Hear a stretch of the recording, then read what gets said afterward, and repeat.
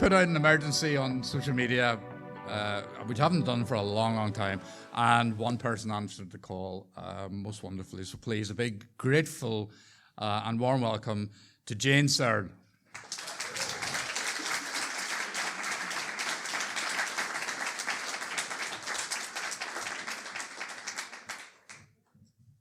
A couple of years ago, I met up with an old primary school friend.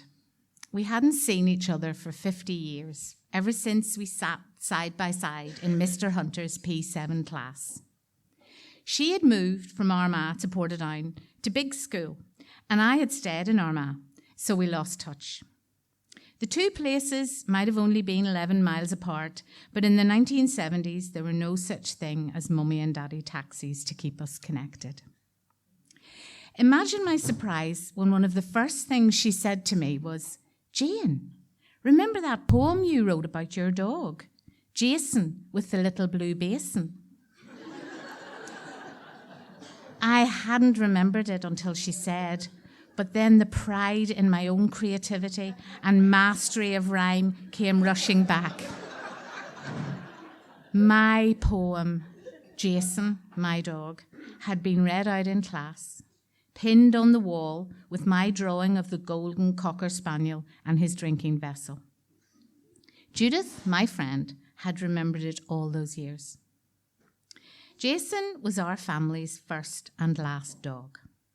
He was, in fact, as my father called him, a sickening dose. Highly bred with the ridiculous official name of Lockdean Bubblegum. He was not the right kind of pet for our family. We should have had a Scruffy or a Spot from the pound. Dogs that had no airs and graces or ambitions to be anything else. Just glad to be chosen, given a bed, a bowl of food, and a safe place to lie down and lick their ass. Jason had grander ideas. He liked to lead from the front. Well, actually, he didn't like the lead. He was wild on it and even wilder off it. He chased people, cats and other dogs up the road, down the avenue and round the back of the swimming pool. He especially hated the postman, the milkman, the bread man, my mummy's friend Bernie, and the man from Betterware who called to sell sponges and plungers for the toilet. He even went for the minister when he called for our annual family visitation. After he'd bitten me, my mother, and the postman, and we all had to have tetanus jabs, Jason had to go. My younger sister Emma and I watched with tears streaming down our faces as a man in a white van came and collected him. Jason jumped in obediently for the first time in his life, as if he was glad to get away from us.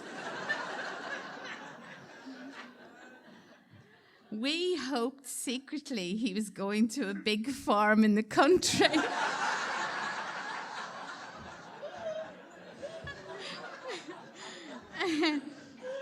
With a kind farmer in a woolly hat, whose lovely wife would feed him a pile of spuds and gravy in his little blue basin and let him lie by the fire at night. My father tried to comfort us with the reminder that we still had Dinky, our 18-year-old tabby cat. But tragically, she was to be found dead under the bed I shared with my little sister only a few weeks after Jason's departure. Daddy dug a big hole in the back garden under the gooseberry bush where she used to lie, and we lay her to rest after a service of thanksgiving for a life well lived. My sister Emma and I sang a verse of, I may never march with the infantry, ride with the cavalry, shoot the artillery, I may never zoom on the enemy, but I'm in the Lord's army. Hardly appropriate for a funeral, but we knew all the words. Still do. Having never really paid much attention to Dinky, we were suddenly very aware of her loss.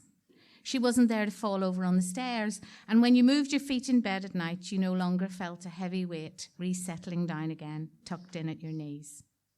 One morning, I asked my dad, Did Dinky go to heaven? He was shaving, concentrating on the strokes as he removed the foam off his chin and then washed the razor out in the sink. No, he replied.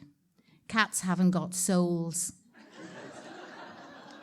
And then he turned up Radio Ulster so we could hear the news. I went back to my bedroom and stared at the spot on the carpet where Dinky had died. Neither Emma and I had felt comfortable sleeping in a room where something had passed away. Mummy had let us move the bed and make a wee shrine where Dinky had last been. We had placed special things there, teddies, a ball, and my roughy-tufty badge I had got for road safety. Emma had coloured in a picture of a cat from her colouring book, and she had done it with her new felt-tip pens and kept well within the lines, due respect for Dinky. No soul, I said to myself, but she had to have had. She was different from next door's cat. She had her own personality. She had her milk the same time every morning. She liked to walk on top of the garden wall and lie down in the sun. She'd had 4 sets of kittens and fed them all. I decided to ask my mum. She was downstairs at the sink in her dressing gown. Mummy, is Dinky in heaven? As with all things, my mother was less direct in her reply. Well, love, that's a big question for this time of the morning. What do you think? I think she is, I replied. Daddy says she can't be because she hasn't got a soul, but I think she just had a different kind of soul and that God knew that when he made her, so he's bound to have room in heaven for her. My mum smiled and poured milk on my porridge. She put her soft hands on my shoulders and reached down and firmly kissed the top of my head. Well, there you have it then. Sounds a good explanation to me. Now don't be worrying any more about it. Over the years, we have had many pets, cats, hamsters, goldfish, and now in my later life, I have 3 dogs, 3 cats, and 8 chickens. Each one has a special place in my memory.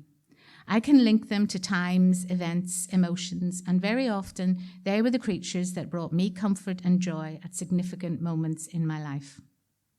My 11-year-old's theological reasoning may not suit everyone, but it still makes a lot of sense to me.